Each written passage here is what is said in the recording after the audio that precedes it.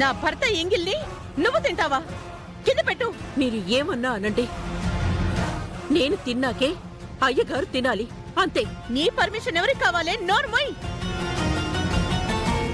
నేను చెప్పింది నువ్వు చెయ్యాలి. ముందా ముద్ద కింద పెడతావా పెట్టవా?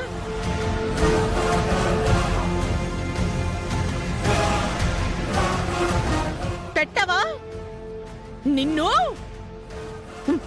రమా రమా రమా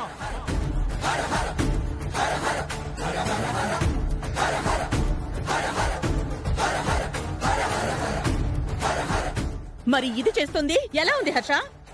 నువ్వు తినే భోజనంలో నేనేదో కలిపినట్టు లేదు. అది మాట్లాడవే.